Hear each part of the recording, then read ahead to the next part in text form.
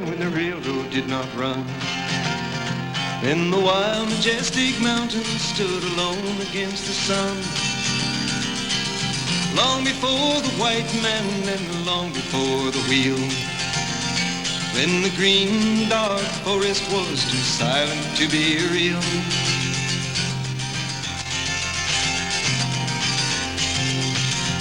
But time has no beginnings and history has no bounds. As to this verdant country, they came from all around. They sailed upon her waterways and they walked the forest tall. Built the mines, mills, and the factories for the good of us all.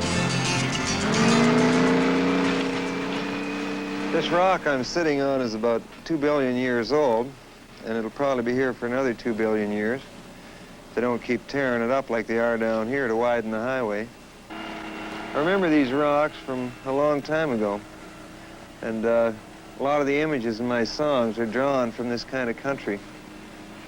I've been a lot of places, and I've seen some nice country, and I don't think any of it will ever stay with me or impress me as much as this country here in Muskoka. This is part of the Canadian Shield, this rock, which sort of starts about 4 miles south of here, and you don't see any more of it after that. It's the country that I grew up in.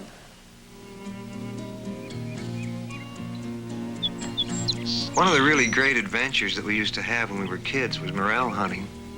Morel is a fungus. It's sort of like a mushroom, and it's very good to eat. We'd all be sitting around the supper table, my sister and my mother and I, and Dad had come home from work, and he'd say it was about morel time again. This was May or June. And we'd get into our raincoats and rubber boots, and we'd drive out maybe to Hawkstone or Oro Station. We'd get out of the car and find ourselves a pasture or a little woods somewhere. That's where the morels grew. And the trilliums would be out in great abundance at that time, and numerous other species of wildflowers that you'd see only in your books. And the wet bark on the trees and the stumps, and you were in another world, like a walk in the Black Forest. And it was raining, and you had your raincoat on, and you were warm and dry, and it didn't matter because Dad was close by. Except you had to watch out for the herds of cows. They were a little jumpy in the spring, and you didn't want to spook them. Being only 10 years old, a cow would look pretty big to you. So you had to be careful. You didn't want to spook those cows. These few things that I can count on my fingers and toes, these little landscapes or images, they come up in all my songs. You know, any song that I write about which has to do with nature or any type of a thing where they're just a backdrop, that's all they are. You're not writing about that particular field or that particular bush that you see. It's just a background. It's a backdrop for the idea and the concept that you're working on. Back down the river, there's a little bridge where we used to go and fish. We were kids, and it was within bicycle range.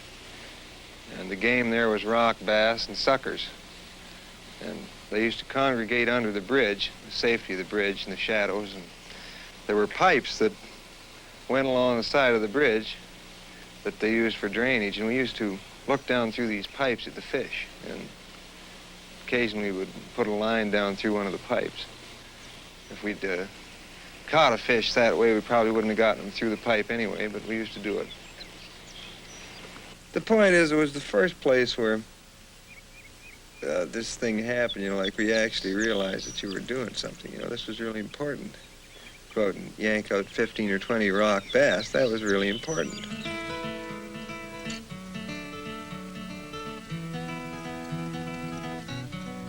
Rosanna makes a mud day begin with kisses for a king and coffee on a silver tray. She sees the shape I'm in, and if she would ever break away, I'd follow close behind her.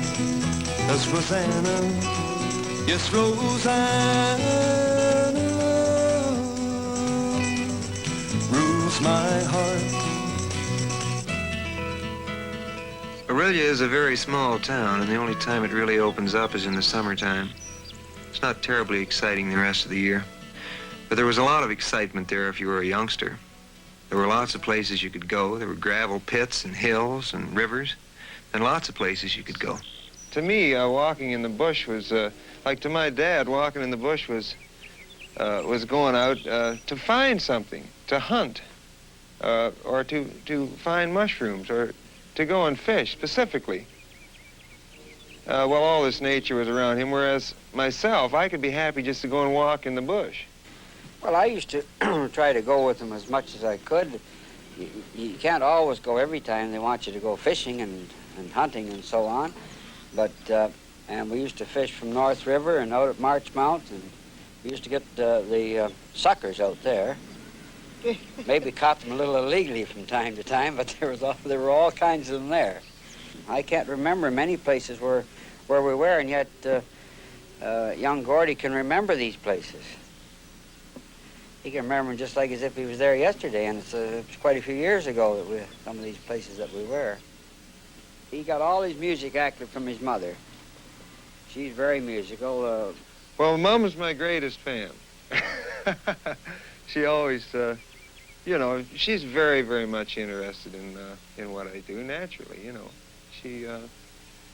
She follows everything and watches, like if I'm on television, she watches and she phones everybody, and this is really great, you know. She's right, she's 100% behind what's going on.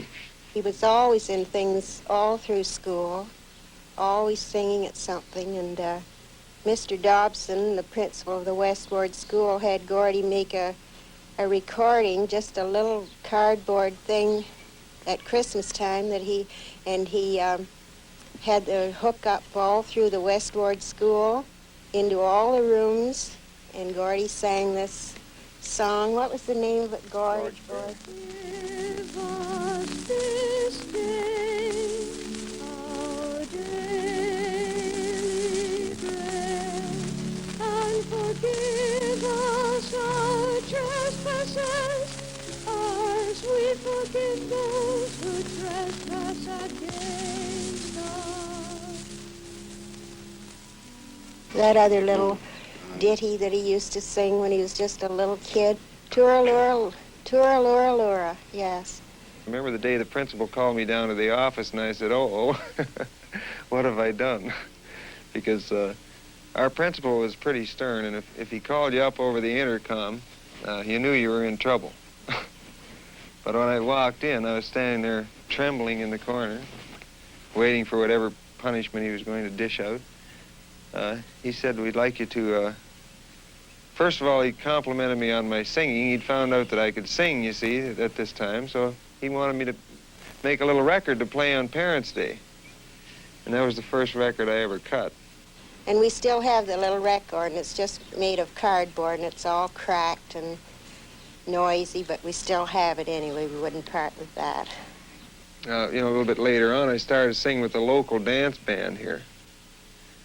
And we played at various places. We played up in Muskoka, and we played down at Beaverton. And I was drumming and singing. You see, my job was it was like a very early Ringo Starr. Except we were playing those old charts like Stardust and things like that. And he used to have kids to the house all the time, and they would set their instruments up in the living room, the set of drums and all their paraphernalia. And that sometimes would sit there for a week, and I would work around it. But we didn't ever chase the kids out. We used to let them come all the time and practice and have their music. And Gordy was always encouraged, and they used to play the piano, and they just about put Gord and I right out of the house, the noise. There was a lot to be gained, really, by growing up outside of the city and then going into the city and taking this feeling with you, you know. It made the city more livable, although now the city to me is home. I mean, the bigger the city, the better I like it. The smoke is rising in the shadows overhead. My glass is almost empty. I read again between the lines upon the page the words of love you sent me. If I could know within my heart that you were lonely too, I would be happy just to hold the hands I love on this winter night with you. This particular tune that I wrote called A Song for a Winter's Night was written during a thunderstorm in Cleveland. And just to sort of illustrate how this comes about, that you're drawing on these old backdrops, somewhere in the middle of that song, of course, the thunderstorm broke, and I was in a certain area where something came back in from way back in the past, something came back into my mind, and it was a winter scene, and before I'd finished the song, it was about snow, whereas it started out to be about rain. So the image of the thunderstorm was completely gone, and now I was into a winter type of situation. Just to hold the hands I love and to be once again with you. To be once again with you.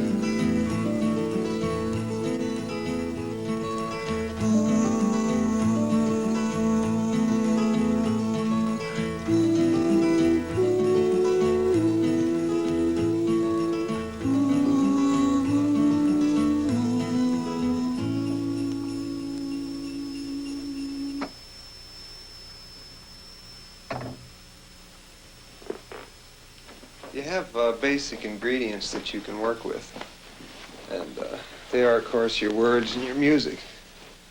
Now, you also have to have an idea. You have to have images, backdrops. All these things you can sort of accumulate just in traveling around, being out of town, being in other cities, doing concerts in other towns, other parts of the country. But the only time you really get where you can have a compressed period of time when you can put all this stuff together is when you're at home, which is here. And I have just a little room here with a desk in it, and a tape recorder, and a couple of guitars, and this is where I put them together.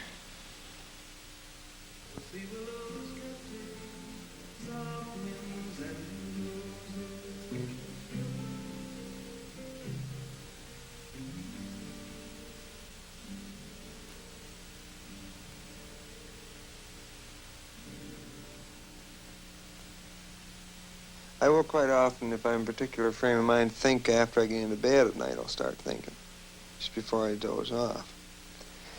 And I was toying with these words and wondering what could be done with them, you know, like to relate them to some sort of a melody line, and it just sort of struck me. And I immediately, of course, leapt out of bed and jotted down those few lines. I didn't do anything more with the song for 3 or 4 weeks after. All I had was the first line. Pussy Willows, Cattails, and I think I had something like summer winds and roses, although I wasn't knocked out with the second part of the phrase because it was sort of hackneyed, you know. Although I stayed essentially with that phrase, I changed it to soft winds and roses. These are little things that happen. Now the rest of the song, I did not finish. The idea of the seasons, the 4 seasons in the song, came to me at that initial time. I knew this was the concept, where it would start with spring, with the birth of the swamp plants, the pussy willows, and the cattails. And it would go through summer, it would go through autumn and winter, and it would run a parallel to a love affair between a man and a woman, which would go right around in a complete circular type of thing, back to spring again.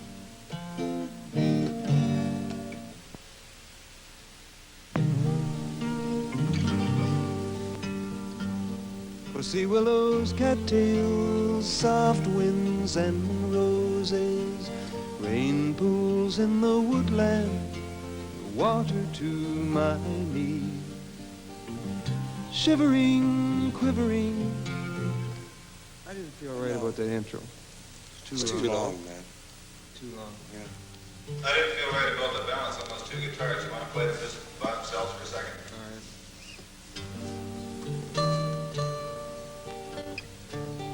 I like to refer to Red Shea as a man who stands behind his instrument at all times. But Red has been playing for a long time. He's played in a lot of different bags, a lot of it country.